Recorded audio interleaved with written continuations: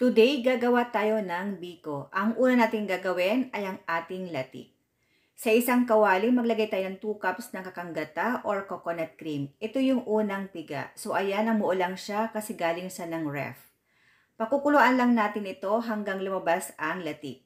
Haluin lang natin lagi para hindi dumikit sa ilalim ng kawali. So ayan, kung napapansin nyo, meron nang nabubuo na color white.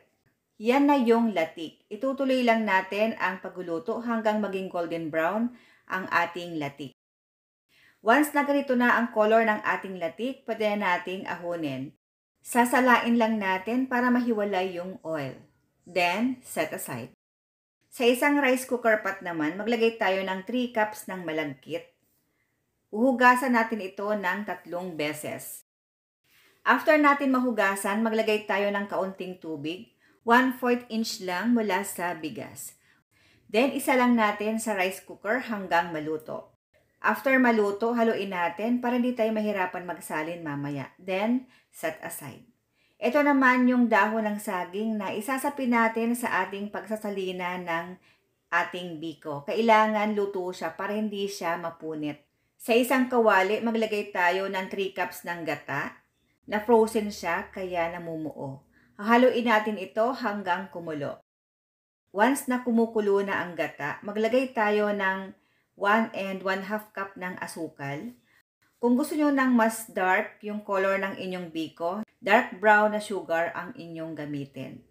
Then mag-add tayo ng 1 tablespoon ng margarine.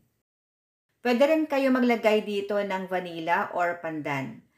Haluin natin ulit hanggang lumapot. Once na lumapot na yung ating gata, sunod na natin ilagay ang kanin na malagkit. So ayan, hahaluin lang natin ito hanggang lumagkit. Yung tipong mahirap nang haluin. Once na ganito na ang consistency ng ating biko, ay pwede nating i-off ang ating apoy. Isalin natin sa isang baking tray. Naglagay lang ako ng dahon ng saging para hindi dumikit. Ito yung dahon ng saging kanina na pinadaan natin sa apoy para maluto. Flatten lang natin, then maglalagay tayo ng latik on top. Then, pwede nang i-serve. Thank you for watching, guys!